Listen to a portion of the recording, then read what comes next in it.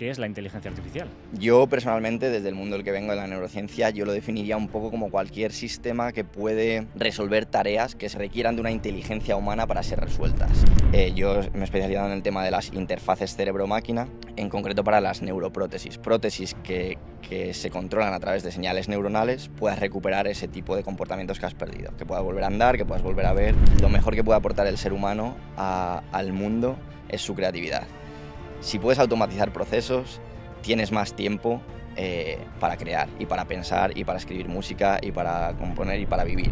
Entonces, si se aplica la IA en el ámbito militar, eso también pueda irse de madre en cierto modo. No lo veo como el peligro principal de la IA. Yo creo que hemos desarrollado tecnología letal con anterioridad. ¿Cuánto te puedes fiar de una IA cuando realmente esa IA tiene un factor humano que la ha programado detrás, ¿no? Esa es mi principal preocupación.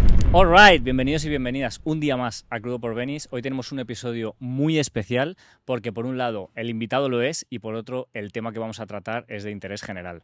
El mundo está cambiando mucho, cada X tiempo, cada X años hay una tecnología o hay algo que lo revoluciona y en esta época está claro que es la inteligencia artificial. Ha venido para quedarse, para impactar y cambiar todas nuestras vidas y hoy para hablar de ello tenemos a un verdadero experto, a un doctor en inteligencia artificial y neurociencia. Pablo Tostado, ¿cómo estás? Muy buenas, muy bien. Muchas gracias por invitarme y con muchas ganas de ver por dónde va esta conversación. Hay que destacar, bueno, Pablo, que tú llevas aquí un mes y pico de vacaciones, pero no vives aquí, vives en Estados Unidos desde hace más de 8 años y además trabajas en una de estas corporaciones, una multinacional, que todo el mundo conoce, de estas que dominan el mundo desde la sombra, por así decirlo, y que, bueno, no podemos decir cuál es, pero que al final, gracias a tu formación y tu trabajo, pues has conseguido acceder a una de estas empresas, ¿no? Cuéntanos un poquito ahora en el día a día qué es lo que haces. Bueno, sí, es verdad, yo llevo muchos años en Estados Unidos, fui ahí principalmente a hacer investigación, sobre todo en California. Hace un tiempo terminé mi doctorado y ahora estaba haciendo una estancia de postdoc en una universidad en California y siempre he estado muy ligado al campo de la neurotecnología. Yo estudié ingeniería biomédica en su momento porque estaba muy interesado en la interacción entre la tecnología y la biología. Siempre he estado interesado en la tecnología, pero sin querer separarme de la aplicación a la medicina y a nuestras vidas. Acabé en la neurotecnología, neurociencia y es en ese mundo es en el que me he movido durante los últimos años. Bueno, hay que decir para el que solamente esté escuchando el episodio que estamos grabando en un exterior, entonces puede que se oigan algunos ruidos, ¿vale? No os preocupéis, está todo controlado. Bueno, Pablo, vamos a empezar ya con las preguntas, a aportarle valor y arrojar luz a las personas sobre todo este tema tan apasionante. Y empezamos por lo más básico, ¿qué es la inteligencia artificial? A ver si sabemos contestarlas. Esta es difícil. La inteligencia artificial, yo no tengo una respuesta absoluta. Yo creo que no existe porque también es una definición que supongo que va cambiando con el tiempo y cuanto más inteligentes se hacen nuestros sistemas. Originalmente existe el famoso test de Turing, que creo que se diseñó en los años 50 para definir lo que es un sistema inteligente de uno que no. Porque, de nuevo, la línea es muy ambigua. Ese test es muy sencillo, simplemente hay un juez que interactúa con dos caracteres, uno es humano, otro no, y haciéndoles preguntas tiene que adivinar cuál es el artificial. Hace mucho que ese test se pasó por varios sistemas y ahora supongo que la barrera está más alta. Yo personalmente, desde el mundo del que vengo de la neurociencia, yo lo definiría un poco como cualquier sistema que puede resolver tareas que se consideran de naturaleza humana, que requieran de una inteligencia humana para ser resueltas. Y dentro de ahí hay muchos campos que también más o menos un poco coincide con cómo se subdivide el mundo de la inteligencia artificial. Visual processing, computer vision, toma de decisiones, en comprensión del lenguaje, etc. Así lo definiría yo. Quería aclarar una cosa porque yo no estoy muy a favor de usar anglicismos cuando no hacen falta. Y ya pido perdón de antemano porque en este podcast igual se me escapan algunos porque no tengo las palabras. Bueno, es que Intentaré que no. Llevando casi 10 años en Estados Unidos, entiendo que tu lenguaje ya habitual es el inglés, ¿no? Más bien, entonces se te perdona. ¿Qué te motivó a especializarte en neurociencia e inteligencia artificial? Eso fueron una serie de consecuencias. Yo, como te he dicho, empecé estudiando ingeniería biomédica por mis intereses en ese momento. Y a partir de ahí yo creo que los principales culpables han sido los mentores y los especialistas que he conocido en estos campos, que son los que se han convertido en mi pasión. Yo después de la carrera me especialicé en neurotecnología y a partir de ahí comencé mi doctorado, después de hacer investigación un par de años y yo siempre he estado muy... Lo que más me ha llamado la atención dentro de la biología es la neurociencia y a partir de ahí la inteligencia artificial está muy... Más del 90% de la gente que nos escucha no está suscrita. Si eres uno de ellos, suscríbete a nuestro canal de YouTube y síguenos y danos 5 estrellas en Spotify. Nos ayudas mucho con eso. Sí, en boca de todos, en auge, efectivamente. Sí, muy relacionada. Antes de entrar en materia y dejando un poquito ya el lado personal aparcado, Sí. todos yo creo que cuando estudiamos algo nos metemos en un sector es con un objetivo, ¿no? Con un sueño, meta, llámalo X. ¿Podrías decirnos cuál fue el tuyo o cuál es el tuyo cuando te metiste en inteligencia artificial y neurociencia? ¿Tienes alguna meta, algún sueño final? Sí, sin duda. A mí lo que más me ha motivado es eso, es el desarrollo de tecnología que mejore nuestras vidas. Es verdad que siempre he aplicado a la medicina porque es un poco la formación que yo he tenido y yo me he especializado en la neurotecnología porque es donde veo la mayor capacidad que tiene el ser humano de transmitir información y nosotros la mayor capacidad de usar esa información para resolver problemas. Yo me he especializado en el tema de las interfaces cerebro-máquina, en concreto para las neuroprótesis, para gente que tenga algún tipo de discapacidad, como una tetraplegia, por ejemplo, que haya perdido la capacidad de andar, o del habla, o de la visión. eh, Prótesis que se controlan a través de señales neuronales, puedas recuperar ese tipo de comportamientos que has perdido, que puedas volver a andar, que puedas volver a ver, y a partir de ahí pues ya hay un mundo infinito de posibilidades en cuanto a interactuar con la tecnología a través de señales neuronales. Si no me equivoco, una de las empresas más punteras que ahora mismo hacen esto es Neuralink, ¿verdad? Ahora mismo, si tú pudieses destacar algún avance reciente que justamente atañe a eso, a mejorar la vida y la salud de las personas, ¿cuál sería? Bueno, en ese aspecto ha habido un avance inmenso en las últimas 2 décadas, diría yo, en este tipo de interfaces en cuanto a la seguridad y la capacidad que tienen estos sistemas, que se implantan directamente en el cerebro, en el córtex, normalmente en el córtex de- del sistema nervioso central, del cerebro, y leen señales neuronales para controlar tecnología para gente que ha perdido la movilidad por completo, por ejemplo. Si tienes dañada la médula espinal en alguna de las cervicales superiores y no puedes moverte del cuello para abajo, Neuralink hace poco, ya que lo has mencionado, ha implantado a un paciente que por primera vez en una década que estaba tetrapléjico ha podido controlar un ordenador, el cursor, escribir, mandar emails, etc. Eh, Uno de los principales avances en esa compañía que tiene que ver con lo que nos atañe hoy también, que es la inteligencia artificial, es la robótica que se ha diseñado y que se ha desarrollado para los implantes de esta tecnología que tienen mucho de inteligencia artificial. El implante eh, de estas matrices de electrodos que se llaman, ya no lo hace un cirujano, en esta compañía lo hace un robot que a través de computer vision, de visión computacional, puede decidir dónde se implanta sin dañar vasos sanguíneos, sin disrumpir el tejido nervioso, etcétera, de una forma mucho más segura. Claro, o sea, es innovación y avance no solo en software, sino en hardware en paralelo, que al final las Exacto. dos cosas son las que te dan esa revolución absoluta, ¿no? Siempre. Entonces estamos hablando, Pablo, de que, por ejemplo, las tetraplegias ya permanentes o las cegueras, todo esto se va a poder curar. Bueno, ojalá, es en lo que está trabajando muchísima gente. Nosotros en nuestra época vamos a ver avances que ya nos estamos empezando a poder imaginar porque ya hay muchos grupos que han sido exitosos en este tipo de implantes y en recuperar ciertos comportamientos que se han perdido hasta ciertos límites y ojalá que podamos resolver todos los problemas clínicos que nos afectan como sociedad. Hablar de todo esto me recuerda a, bueno, a futuras ciudades distópicas en las que las personas son como cyborgs, ¿no? Que es un poco lo que estamos hablando, el integrar la máquina en el ser humano. ¿Tú ves esto posible realmente, que en un futuro los implantes a nivel biológico sean como hoy en día llevar un tatuaje o un piercing? A ver, a mí no me gusta llevar al terreno de la ciencia ficción porque yo trabajo en este campo, obviamente, y la aplicación clínica es lo que está en nuestras mentes ahora mismo. Hay un problema clínico que puede tener una solución médica con esta tecnología y es lo que estamos intentando resolver.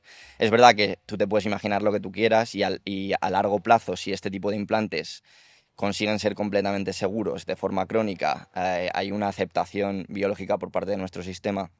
eh, no tienes por qué, o sea, puedes pensar que se podrían implantar en personas sanas. Ahora mismo los participantes que toman el riesgo es porque el beneficio supera el riesgo, obviamente, como de todo tipo de desarrollo de medicina, tanto de medicamentos como de tecnología. Pero sí, en un futuro ya tenemos tecnología integrada con nuestro cuerpo, como un marcapasos, un cochlear implant, un implante coclear es una interfaz cerebro-máquina porque estás estimulando directamente el nervio auditivo, que es el sistema nervioso, que ya lleva décadas en el mercado y es completamente seguro. Entonces ya tenemos ejemplos de esa tecnología integrada en nuestro cuerpo. Hablando más específicamente de inteligencia artificial, bueno, como tú sabes, yo soy, entre comillas, fan de Elon Musk, ¿vale? Lo sé. Y él hace no mucho hacía unas declaraciones en las que comentaba que a él le preocupaba muchísimo el no regular la inteligencia artificial, no caparla, por así decirlo, porque llegaría un día en el que superaría al ser humano y en ese momento, pues como que estamos perdidos, ¿no? ¿Tú qué opinas de esto? Sí, a ver, eso es una pregunta que hay que tener en mente. En general, con cualquier tecnología, hay que tener muy en mente las implicaciones éticas y morales que conlleva, más allá del peligro, que es un poco donde está llevando la pregunta. Eh, yo no sé si Elon Musk contestaría eso ahora mismo si le haces la misma pregunta, pero es verdad que hay dos visiones, ¿no? Más que Elon Musk, que igual no es tan experto en inteligencia artificial, bueno, es experto en muchas cosas, pero me lleva más la mente a dos figuras que de verdad han desarrollado y han hecho nacer este campo, que son Geoffrey Hinton y Jan LeCun, que junto a Joshua Bengio son tres figuras que recibieron el premio Turing, que es para la tecnología como el premio Nobel, básicamente.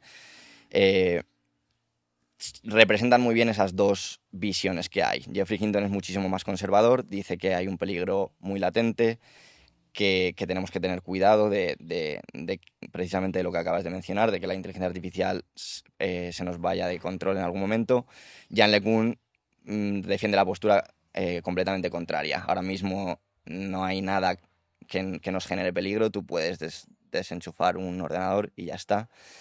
Y yo, bueno, personalmente, si me preguntas así, a mí yo creo que yo tengo una perspectiva un poco entre medias de las dos. Yo no tengo una perspectiva muy optimista, la verdad, y creo que como herramienta, toda herramienta se puede usar para bien más que para mal y confío en la humanidad y en nuestra inteligencia. Pero es verdad que sobre todo las implicaciones morales y éticas hay que tenerlas siempre presentes y considerar los peligros de cualquier tecnología, claro. Hablando un poco de miedos, ¿no? Hay muchas personas que tienen miedo a la inteligencia artificial, a su futuro desarrollo y a, bueno, entre otras cosas, por ejemplo, perder su puesto de trabajo, que hablando nuevamente de Elon Musk, él decía que esto iba a ocurrir y él de hecho proponía como única solución pues una renta básica universal que, bueno, pues que con eso te permita vivir y comer y porque no iba a haber trabajo para todos. ¿Qué opinas tú también de este punto? A ver, esta respuesta también habría que desarrollarla mucho. Mi perspectiva personal es, de nuevo, que yo tengo una perspectiva optimista. Es verdad que muchos trabajos se pueden automatizar. Entonces yo soy muy defensor, incluso aunque tenga una formación muy académica y muy científica, yo soy muy defensor de que lo mejor que puede aportar el ser humano al mundo es su creatividad. Y es que es muy bonito porque es invertir tu tiempo En eh, crear, sí. en crear cosas que satisfagan nuestro propio deseo de cualquier tipo. Entonces yo soy más de la visión de que si puedes automatizar procesos, tienes más tiempo para crear y para pensar y para escribir música y para componer y para vivir. Eh, También mejora la calidad de vida de todo el mundo y ahí podemos entrar en otro debate que es cómo hacer que cualquier tecnología que desarrollemos no haga más grande la brecha entre sociedades y entre países, sino que nos junte a todos y que todos podamos disfrutar de la misma manera de la vida. No sé si me he ido un poco por las No, no, ramas. no, ha estado súper bien y a mí me gustaría complementar un poco tu opinión con la mía, ¿no? En este sentido. Creo que al final esa brecha siempre va a existir y de hecho creo que cada vez va a ser mayor. Porque al final yo creo en una cosa que se llama selección natural.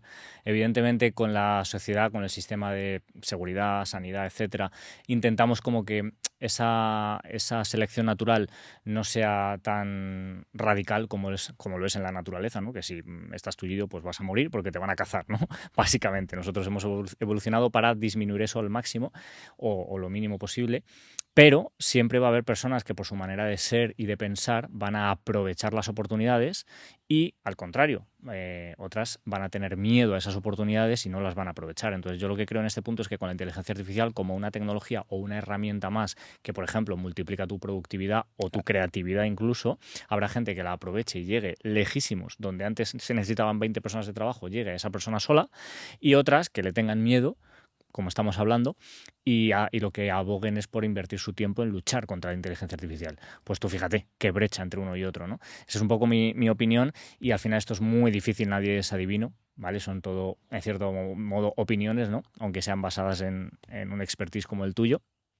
También hay un tema que está basado en el miedo, una pregunta que sale del miedo, ¿no?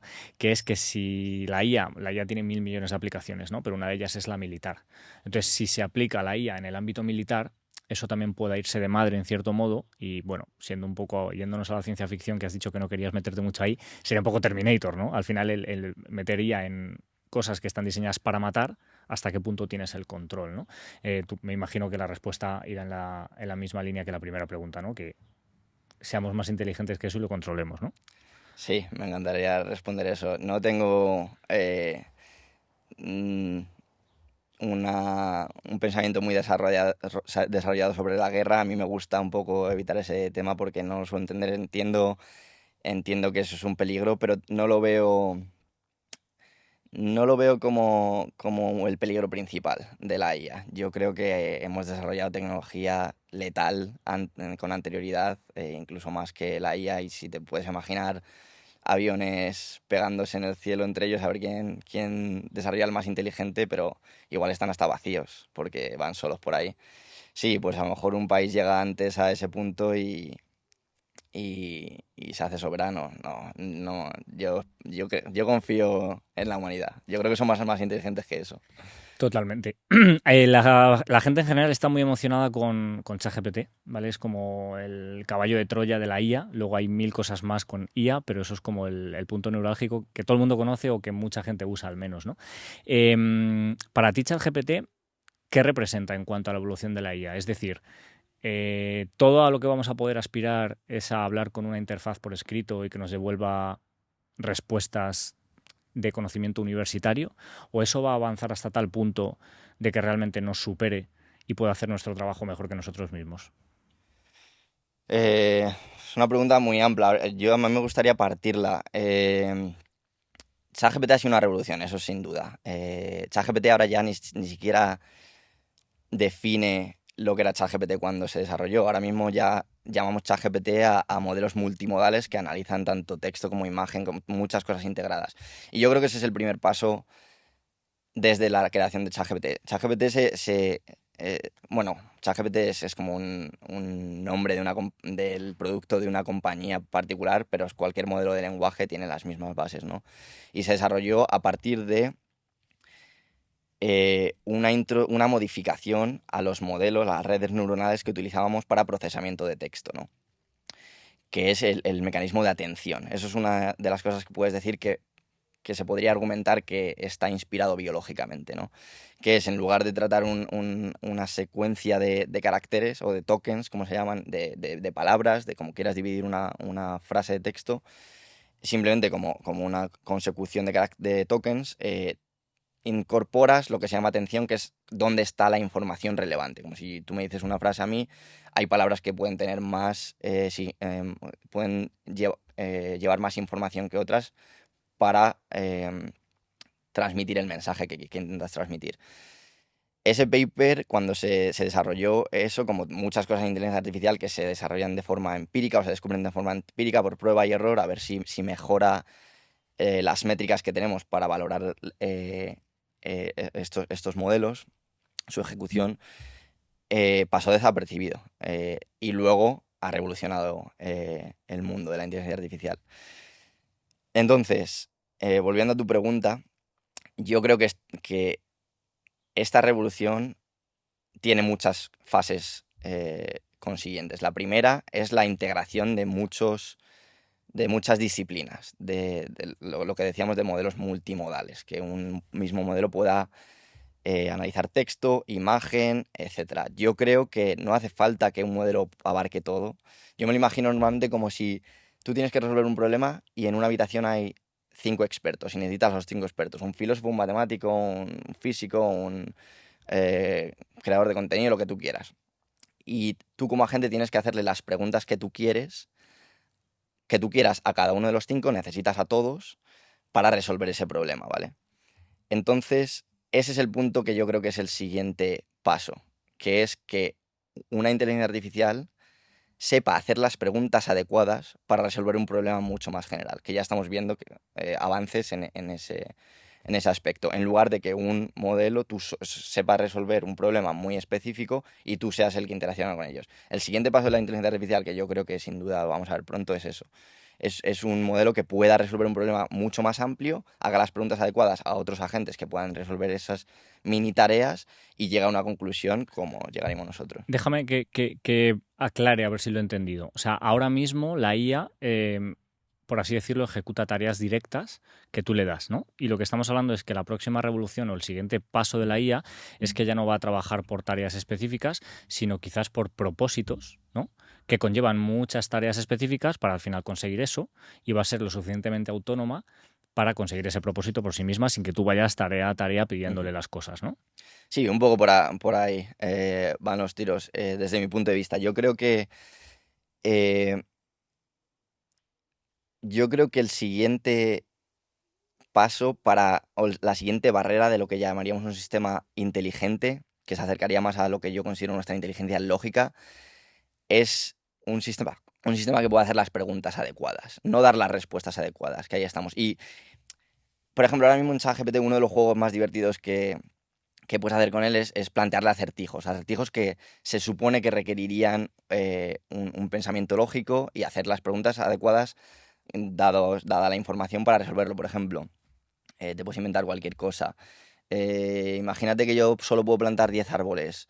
Si planto naranjos, esos naranjos dan cerezas y las cerezas se convierten en 2 manzanas cada una. Si planto perales, solo me dan una manzana cada una. ¿Cuántos árboles tengo que plantar para tener el mayor número de manzanas posibles? ¿No? Eso es un acertijo que ChatGPT podría resolver o no. Eh, Esto no me lo he inventado yo. Yo lo vi en una entrevista que se le hizo a Jeffrey Hinton, que hemos hablado antes de él. Era un acertijo mucho más sencillo. Algo como, si yo tengo muchas paredes en mi casa de naranjas, amarillas y blancas, las naranjas se convierten en blancas a los 2 años. ¿Cuántos años tengo? Dentro de 5 años, ¿qué tengo que hacer con mis paredes para que sean todas blancas? Y lo podía resolver.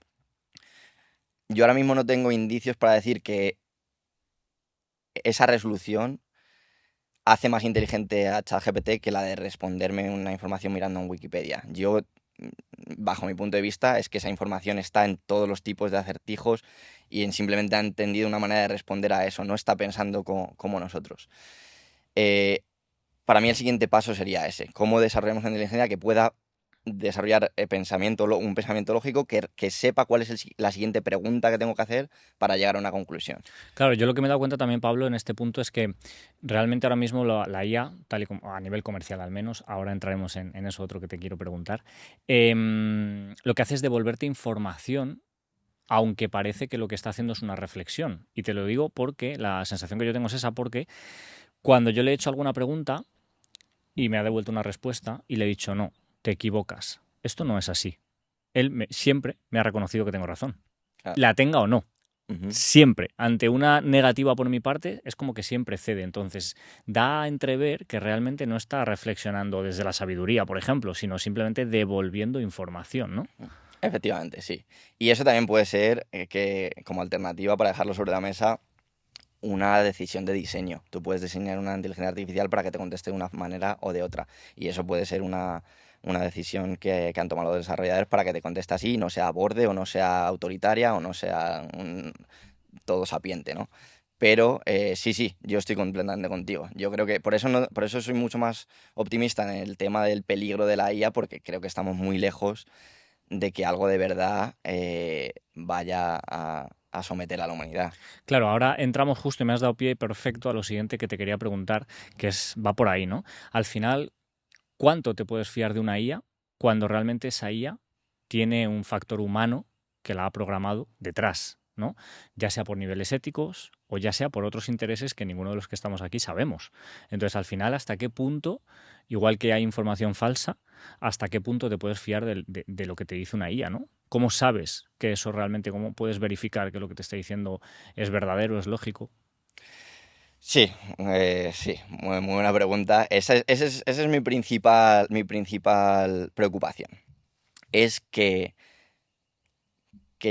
la inteligencia artificial debería ser utilizada como herramienta, como cualquier otra, igual que un ordenador al principio, igual que Internet. Tú tienes que corroborar tus fuentes y tienes que usarlo como herramienta que te ayude a realizar una tarea. La preocupación que puede haber es que haya muchos usuarios y utilitarios de esta tecnología que se fíen de ella al 100%. Y si le preguntas que cuántos caballos tiene un coche, te da igual lo que te conteste, pero si le preguntas qué medicina tendría que tomar porque me tengo este síntoma, si te fías ciegamente, ahí ya tenemos un problema, ¿no? Entonces, es verdad que estamos tendiendo un poco a usar este tipo de herramientas como me fío Sí, ciegamente. total. eh, yo poco a poco hay cosas en las que me voy fiando porque ya he comprobado con anterioridad, corroborando con otras fuentes, si es verdad o no, pero depende de la severidad de la pregunta que tú le hagas. Igual que con todo, igual que antes de la inteligencia artificial, deberías contrastar varias fuentes, ¿no? Entonces yo creo que tenemos que tener ese pensamiento crítico de utilizarlo únicamente como herramienta, De ayuda. no es todo sapiente. Hay 1 millón más de fuentes de las cuales se ha nutrido ese agente. eh, Consúltalas y sobre todo a expertos, Sí, claro. utilizarla como un complemento y además en relación a lo que estás diciendo, si al final la IA puede sustituir prácticamente al completo tu trabajo o lo que haces, es porque no aportas el valor suficiente, ¿no? Porque si al final encima la IA más básica, que es lo que tenemos ahora, ya te puede sustituir, mira a ver porque tienes que dar más de ti mismo, ¿no? Yo tengo una teoría, que evidentemente es una teoría mía, y aquí ya te meto yo a ti en un embolado porque, bueno, evidentemente, estos son opiniones, ¿vale? Pero mi teoría es la siguiente. Yo creo que cuando algo como ChatGPT o una IA de ese tipo llega, por así decirlo, al público general, es porque eso ya ha pasado por las manos X hace mucho tiempo. Y lo que realmente ya ha pasado la aprobación de que el resto común de los mortales ya lo puedan usar, ¿no? Entonces mi teoría siempre es que lo que nos llega a nosotros, otras personas, lo han tenido hace mucho tiempo, incluso a lo mejor hay empresas o avances que se han nutrido de eso cuando los demás no teníamos acceso, y que si a día de hoy nosotros ya tenemos esas herramientas, estos otros tienen cosas mucho más avanzadas. Tú no sé qué piensas al respecto, si has incluso podido ver algún indicio de eso. Sí, se puede pensar así. Yo creo que en el desarrollo de otro tipo de tecnologías, que es mucho más lento normalmente, sí que es verdad que en ciertas aplicaciones, que son las que conllevan ese desarrollo, como por ejemplo el ejército, no vamos a negar en muchos aspectos, pueden ir un paso por delante. En el caso de la inteligencia artificial es muy curioso porque la comunidad es tan amplia y el desarrollo es tan rápido que es difícil que un grupo privado de personas vayan tan a la vanguardia del resto de la sociedad. No sé si me Sí, explico. Hay mucha gente trabajando en esto y cuando tantas personas tan inteligentes trabajan en un problema, la masa siempre es mucho más poderosa que un grupo privado normalmente. Y lo que pasa con este tipo de tecnologías, que es software, es que eh, hay, hay mucha gente muy buena trabajando al mismo tiempo, y esto lo hemos hablado alguna vez, que yo soy un gran defensor del código abierto, de open source, y es que cuando estas empresas que van un poco a la retaguardia, porque alguien siempre es el pionero, quieren ponerse a la altura, lo hacen todo incorporando a la sociedad para que todo el mundo ayude. Hay empresas como, bueno, Meta tiene varios modelos open source que compiten con ChatGPT de OpenAI que estábamos discutiendo. Hugging Face, por ejemplo, que es una compañía completamente open source, tiene infinidad de modelos para infinidad de tareas que todo el mundo tiene acceso a ellos. Los crean los contribuyentes, la sociedad, los programadores de a pie. Entonces es muy difícil que un grupo de personas reducido vaya mucho más rápido que el resto del mundo que está pensando a la vez. Entonces, sí, en ese aspecto tengo un poco de seguridad. Hay muchos campos o muchos ámbitos en los que la IA puede revolucionar cómo está todo, ¿no? Como hemos hablado antes en el tema, por ejemplo, de la salud, ¿no? De curar ciertas patologías, etcétera. Y hay otro que hace unos meses estaba muy en auge, ahora casi nadie habla de él, y creo que la IA ahí también tiene mucho que decir, y quiero saber tu opinión, y estoy hablando del metaverso. ¿Vale? ¿Qué opinas tú? ¿Cómo ves el futuro en cuanto al metaverso? Porque hay una película muy buena para quien le interese, Ready Player One, de Steven Spielberg, que a mí me gustó mucho y de hecho lo veo como un futuro totalmente posible. No sé si sabes qué película es. ¿Qué opinas tú? Sí, la he visto. Bueno, yo el metaverso lo veo como... también tiene un nombre así como muy marketingiano, ¿no? Pero yo lo veo como una plataforma. Yo lo veo como un entorno en el que se puede desarrollar cualquier tipo, igual que un ordenador antes. Em, entonces, como yo lo veo, es como una herramienta más que puede revolucionar la forma en la que recibimos información, aprendemos, interactuamos con el entorno. Eh, ya que ya que he mencionado aprender, la inteligencia artificial va en paralelo en todos los campos, ¿no? Y puede revolucionar todo tipo de campos. La medicina, como has mencionado, yo creo que uno de ellos es la educación. Eh, y ahí también nos podemos meter en algún debate filosófico de ciencia ficción, pero yo el metaverso lo veo, bueno, la realidad virtual, por ponerle un nombre más concreto, que es una realidad artificial que creamos nosotros, es una manera de ofrecer al usuario información de una manera alternativa que a través de una pantalla del ordenador, que de la pantalla de tu móvil, etcétera, etcétera. Simplemente es una manera más de interactuar con la tecnología. Lo que tú haces dentro de ese entorno está abierto a tu imaginación. Y como tú interaccionas con ese entorno, es otro desarrollo que va en paralelo, claro. Claro, lo que pasa es que tú estás hablando de ese entorno como si fuese uno diferente al real, ¿no? Pero yo no lo veo tan así. Es decir, eh, precisamente por lo que hemos hablado antes, ¿no? Por el avance de la tecnología de hardware en paralelo al software, que sería la IA, ¿no? Las Apple Vision Pro, el único efecto que yo las veo de momento es lo aparatosas que son, que cuando llevas con ellas 2 o 3 horas te las quieres quitar, ¿no? Pero supongamos que no fuese así, que fuesen al final unas gafas que pudieses llevar todo el día porque no te molestan y la batería encima durase muchísimo. ¿Cómo diferencias ya lo real de lo no real? Cuando llevas un dispositivo en tus ojos que te superpone a la realidad un montón de cosas, ¿no? Entonces, al final, ¿dónde está el metaverso? El metaverso al final se convierte en la propia realidad. Entonces, a ese pequeño debate filosófico me refería, ¿no?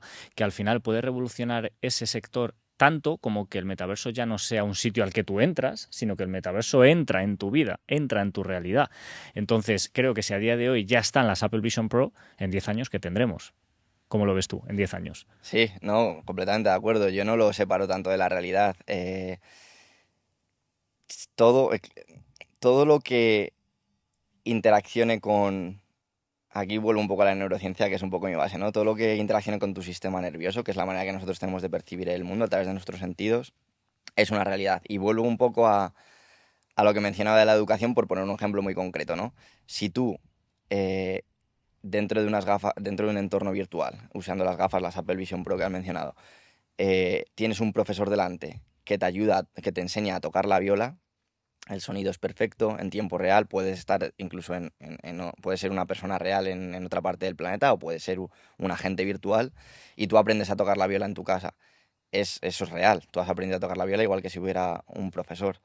Y igual a la hora de viajar, o sea, tus sentidos han percibido las mismas sensaciones y tú puedes transmitir olores y tú puedes transmitir sonidos y tú puedes transmitir imágenes a tu sistema nervioso, llegan de la misma manera que si no son artificialmente generadas, ¿no?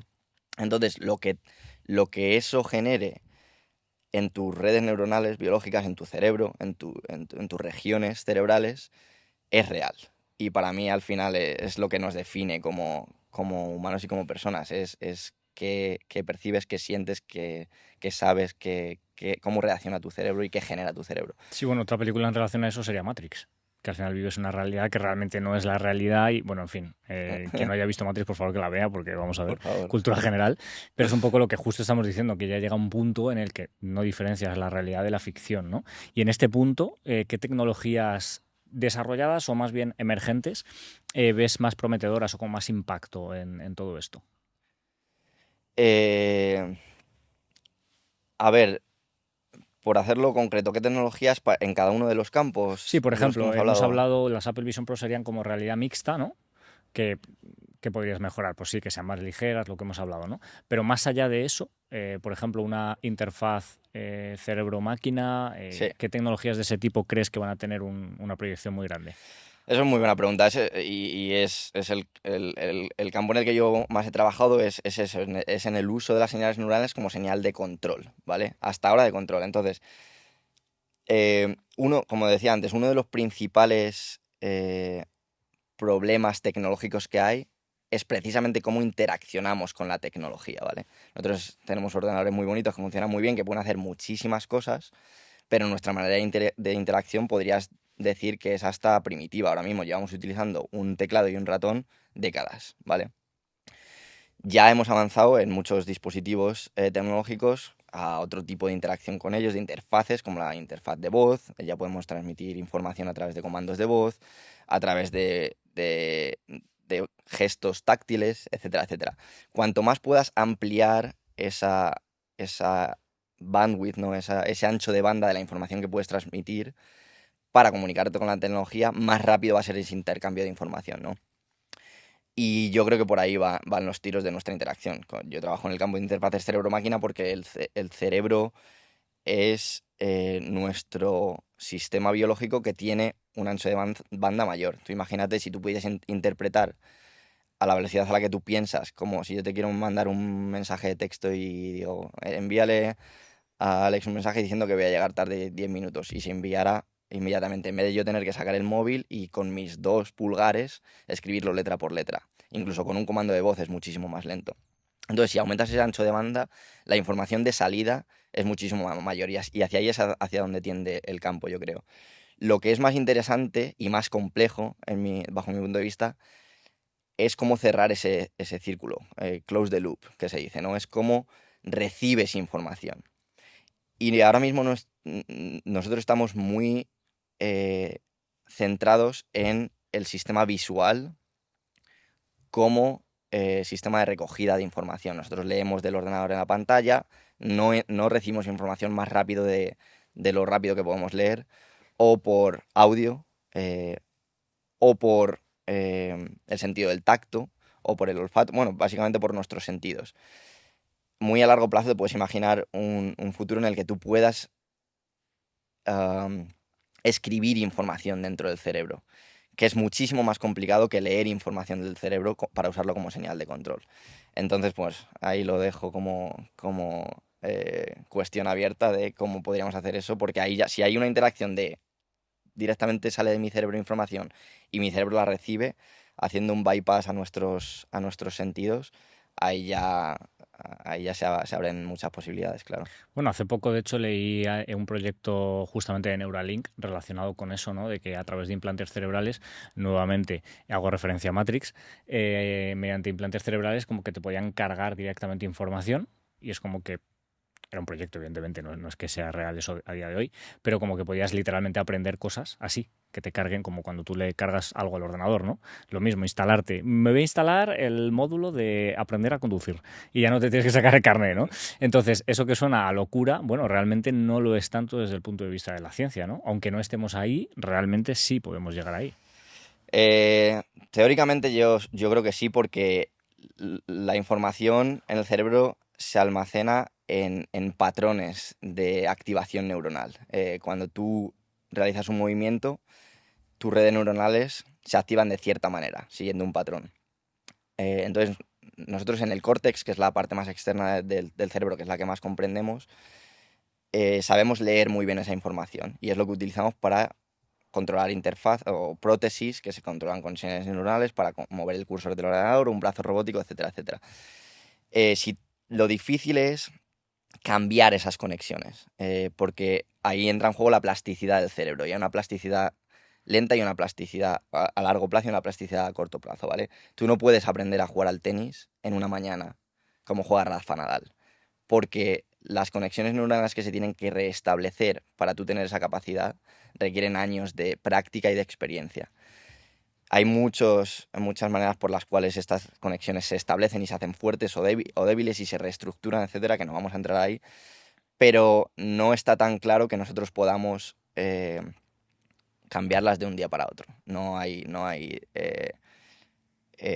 ninguna evidencia científica de eso. Lo que sí hay es de escribir información, por ejemplo, en conexiones que ya están establecidas, estimularlas. Por ejemplo, si una persona tetrapléjica está controlando un brazo robótico con señales que estamos leyendo del córtex motor, tú puedes poner sensores de presión y de temperatura en esa prótesis robótica, y cuando toque una mesa o la silla o el vaso de agua y sepa que está frío o caliente o sea rugoso o no, puedas estimular la parte del córtex somatosensorial para que tú tengas esa sensación de está frío, está caliente o no. Pero esas conexiones ya están establecidas, tú las puedes reavivar, las puedes estimular artificialmente, pero cargar una memoria o un aprendizaje que reestructure cómo se comunican las redes neuronales dentro de tu cerebro no es algo sencillo.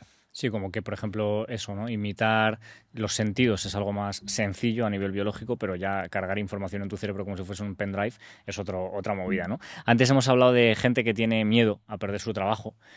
Más allá de eso, sí creo que hay profesiones que, no sé si inminentemente, pero sí en un medio plazo, pueden llegar a desaparecer, como, no lo sé, por ejemplo, los conductores de camión. ¿Vale? O de taxi, bueno, mismamente en Estados Unidos, aquí porque Europa es la reina de las regulaciones y no está permitido, pero en Estados Unidos hay muchos sitios en los que hay taxis autónomos, ¿no? Como por ejemplo en San Francisco, creo. Tú creo que cogiste uno. Bueno, el caso, que son profesiones que no es que lo diga yo, es que ya está pasando en otras partes del mundo, son totalmente sustituibles por inteligencia artificial, ¿no? ¿Qué les dirías a las personas que actualmente tienen esta profesión? Sí, es un tema delicado porque toca a mucha gente que ama su profesión, ¿no? Es cierto. Yo, de nuevo, tengo una visión optimista y animo a la gente a que la tenga, a pensar más como una liberación de tareas que se pueden automatizar para dedicarte a otro tipo de cosas. Es verdad que hay tareas que te pueden gustar mucho y que desemplearías toda tu vida, que una vez que se automaticen, básicamente porque se reduce muchísimo el coste, se van a automatizar. Sobre todo en el sector privado, no tiene sentido no hacerlo, ¿no?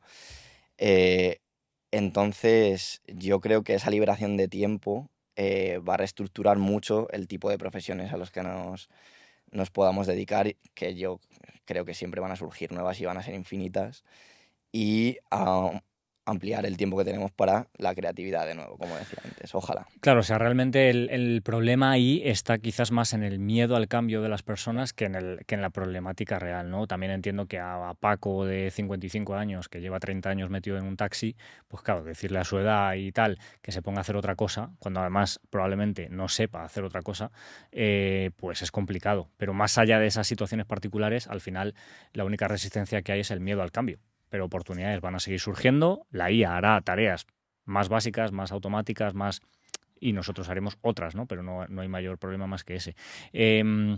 Pablo, se habla mucho también de la AGI, de la inteligencia artificial general. ¿Qué es esto? ¿Cuánto nos queda para llegar a ello? ¿Y qué diferencia hay con lo que hay hoy en día? De nuevo, es una definición complicada y que creo que no está muy establecida. ¿Cómo la definirías tú? Te voy a devolver la pregunta. Pues mira, ya sabes que yo soy muy friki de todo esto, de la tecnología y demás, y tengo opiniones formadas en muchas cosas. Esté en lo cierto o no, desde luego no soy doctor como tú, así que lo mío sí que sí es una opinión nada más. Para mí la AGI sería un poquito lo que hemos hablado antes, el poder pedirle a una inteligencia artificial un propósito mayor que sea algo más que una tarea específica. Es decir, la diferencia estaría, tarea específica, créame un guión para un vídeo de Instagram que haga que este vídeo entretenga a la audiencia. Eso sería como una tarea muy específica, ¿no? Y el propósito o la tarea mayor que podría hacer una AGI es hazme un plan de contenidos para todo un mes que me haga crecer de 1.000 a 3.000 seguidores y que además genere mucho engagement en toda esa audiencia que voy consiguiendo. Es como un propósito global que requiere muchos de esos guiones, etcétera, etcétera, ¿no? Yo lo veo más así, evidentemente extrapolado a cualquier ámbito, pero lo veo más así que cualquier otra definición. No sé qué opinas. Sí, ahí estás tocando yo creo un poco lo que decíamos antes de que un agente pueda entender un propósito global y sepa hacer las preguntas adecuadas para resolver esa tarea. Yo no tengo una definición mejor ni mucho menos. Ojalá la neurociencia nos ayude a definir qué es la inteligencia artificial, o sea, la inteligencia general, en principio, para que luego podamos desarrollarla artificialmente si es que queremos. No tengo una respuesta. Nosotros consideramos inteligencia general a la inteligencia humana. Supongo que esa es la definición que tenemos. No sé si a la persona viviente más inteligente sobre la Tierra o fallecida o a la menos inteligente. ¿Qué es la inteligencia general? Yo, sinceramente, creo que mientras lo utilicemos como herramienta, como tú has dicho, que te pueda resolver esa tarea, tú ahí, si lo analizas, lo que estás separando es la ejecución de un plan del diseño del plan, ¿vale? Porque tú le podrías decir a la inteligencia artificial, no sé qué propósito tendrías con el ejemplo que tú has puesto, ¿vale? Podría ser conocer a mi pareja porque quiero que encontrar a alguien que interaccione así con este producto. Podría ser quiero ganar dinero. También le podrías dar esa tarea. Genérame 1.000.000 euros, ¿no? Lo puedes abstraer muchísimo más. Claro. Entonces, yo creo que eso es quizás un buen límite en cuanto a que la inteligencia artificial, me da igual que sea general o no, se limite a ejecutar tareas y nos sirva como herramientas para siempre, pero que cada vez se pueda extraer más el propósito, como tú has dicho, de el diseño, que es la parte creativa, que es lo que decías. Tú podrías decir que una inteligencia general también tiene que ser creativa y también tiene que ser emocional. ¿Por qué no metemos la inteligencia emocional en la inteligencia general, que se supone que la tenemos como humanos? Es que a lo mejor no queremos que una inteligencia tenga todas las características que tiene la inteligencia humana. Eso es una decisión nuestra que tendremos que pensar y está dentro de la parte ética. Se me han quedado un par de cosas en el tintero, pero no me quiero explayar mucho más. Bueno, el resumen sería que está todo por hacer. O sea, que al final la inteligencia artificial general es lo que nosotros definamos que sea, y más que algo por sí mismo, ¿no? Has comentado antes que la IA puede revolucionar cualquier sector, cualquier vertical. Yo estoy de acuerdo, como la tecnología en sí misma lo puede revolucionar todo. Y quiero que orientes o que des algún consejo en general a cualquier persona que quiera mejorar su trabajo en base a la IA. Piensa, por ejemplo, ¿no? Un filmmaker, un fotógrafo, un entrenador personal, un psicólogo. O sea, hay muchísimas disciplinas, tantas como se te ocurran, a las que podría mejorar su trabajo la inteligencia artificial. Como un consejo general a estas personas que quieran hacerlo, ¿qué les dirías? Bueno, yo no soy nadie para dar consejos, pero yo les diría que como cualquier tecnología, estén al día, porque ahora mismo nuestro mundo se basa en torno a la tecnología en cuanto a la productividad, y si tú quieres ser productivo en tu trabajo, necesitas estar al día en cuanto a las herramientas que te facilitan ese trabajo. Y de nuevo, la inteligencia artificial yo la trataría como una herramienta, por lo menos hasta ahora, y siempre que pueda abaratar costes en tu negocio, en tu propósito o en tu proyecto, o expandir tus capacidades, o ayudarte en la parte de planificación, cualquier tipo de propósito que tengas, utilízala, pero igual que que es mejor tener una calculadora que usar una hoja de papel y boli. Simplemente estar actualizado con la tecnología que para eso está. La tecnología solo está para mejorar nuestra calidad de vida. Ya está. Y que no se nos olvide que bajo mi punto de vista estamos aquí para vivir. Totalmente. Ahora ya hablando de personas que se quieran dedicar a la inteligencia artificial, ¿qué consejos darías a personas que quieran empezar en el campo de la IA? Ya sea como, bueno, es que no sé qué disciplinas habrá, tú eres doctor, pero imagino que habrá otras disciplinas quizás de menos nivel de estudio, lo que sea. ¿Qué consejos les darías a estas personas? ¿Cómo podrías orientar un poco su rumbo para profesionalizarse dentro de la IA y qué habilidades consideras que son importantes para que tengan ellos? Bueno, ahí hay una distinción importante y es si tú quieres utilizar la IA para resolver problemas dentro de un campo, cualquiera, el que sea, la educación, la medicina, es lo que sea, o si quieres ayudar al desarrollo del campo de la inteligencia artificial en sí, que son dos conceptos completamente distintos. Yo estoy más en el lado del primero, que es, yo tengo inquietudes que tienen que ver con la aplicación de la tecnología a sistemas biológicos y uso la IA como la herramienta más puntera que hay para desarrollar modelos que me permitan entender cómo funciona el cerebro, cómo se desarrollan ciertos procesos cognitivos, etcétera, etcétera.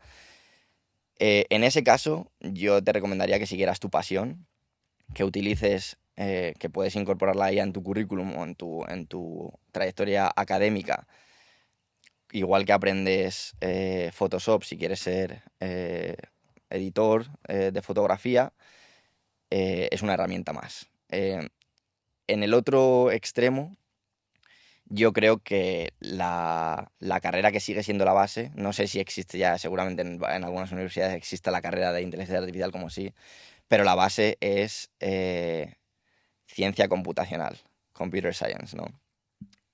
Que tiene que ver mucho con entender, bueno, eso es muy amplio, obviamente, no quiero ofender a nadie, pero eso te va a llevar por la vía de la programación y entender la base de estos sistemas, de estos modelos, de estas redes neuronales, es muy importante. Es verdad que ahora hay una tendencia a decir que dentro de poco la programación se va a extinguir o que no va a hacer falta, y es verdad que para muchas aplicaciones, pues como poniendo el ejemplo que decíamos antes, tú puedes decir a un agente, desarróllame una aplicación web con estas características, y si está suficientemente desarrollado lo va a poder hacer, tú no vas a tener que entender de programación para eso, pero para seguir mejorando este tipo de modelos, tú tienes que entender las bases la profesión de programador sigue siendo la base de todo esto y la que lleva el carro.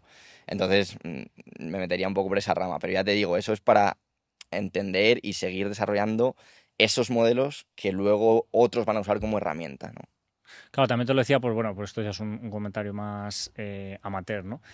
Muchos perfiles que veo en LinkedIn, experto en IA, que digo yo, ¿qué es ser experto en IA? Porque claro, yo estoy al día también de la IA, de hecho hablamos mucho de ello, te mando noticias, me las devuelven, no sé qué, y eso no me convierte en experto en IA. Me convierte en alguien que está al día de las tecnologías y que además uso IA en todo lo que puedo, precisamente por lo que tú comentabas, ¿no? Por ser más productivo y eficaz. Pero claro, eso es ser experto en IA. Porque claro, si es así, entonces ¿tú qué eres? Claro, tú que eres doctor en IA, ¿qué eres entonces? O sea, quiero decir, que al final no nos dejemos llevar también por el marketing, que muchas personas lo utilizan a su favor en esto. ¿Qué está de moda? La IA, pues soy experto en IA, ¿no? Claro. Y que realmente si alguien se proclama a sí mismo como eso, pues porque tenga estudios, ¿no? Entiendo. Sí, y yo no me considero experto en IA, ¿eh? Yo, de nuevo, lo he tenido muy presente en mi formación porque es muy necesario para los tipos de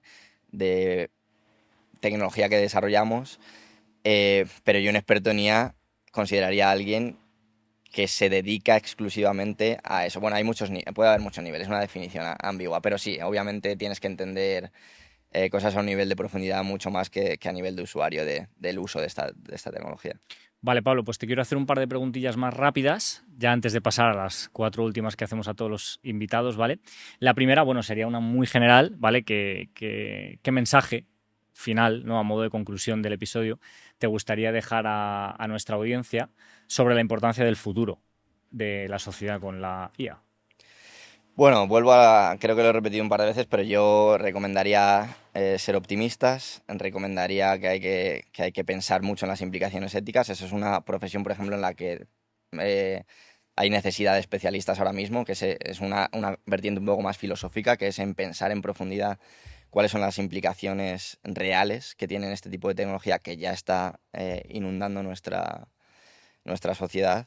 Em, y verlo como una herramienta que puede mejorar la calidad de vida y ojalá pensar en aplicaciones, de nuevo, que reduzcan la brecha y nos permitan a todos como sociedad tener una mejor calidad de vida y no que nos siga separando más a países que son punteros en esta tecnología, con respecto a otros que no. Y esta yo creo que es la pregunta más fácil de todas las que te he hecho, que es ¿dónde puede la gente que nos está escuchando ahora mismo seguir tu trabajo y aprender sobre lo que haces? Bueno, la mayoría de nuestro trabajo, que no es solo mío, obviamente siempre es en equipo, es público. Y en mi página web pablotostado.com, si alguien quiere ver las publicaciones que vamos haciendo en el campo, por ahí están. Vale, lo dejaremos todo en la descripción como hacemos siempre. Y ahora sí, pasamos a las 4 preguntas finales que hacemos a todos los invitados, Pablo. Te prometo que son de todas las que hemos hablado las más fáciles, ¿vale? Danos un consejo vital.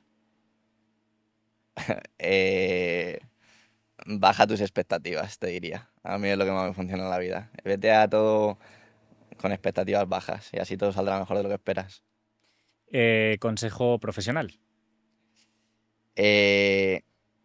Encuentra algo que de verdad te motive, que se convierta en tu pasión y sufre. Y métete hasta el fondo. O sea, intenta ser el mejor, en lo que sea, da igual en lo que sea. Pero métete hasta el fondo, no te quedes en la superficie. Ahora recomiéndanos a alguien que te guste su trabajo y nos lo recomiendes para que nosotros nos nutramos también de ese trabajo que hace esa persona. Puede ser escritor, puede ser, da igual el trabajo. En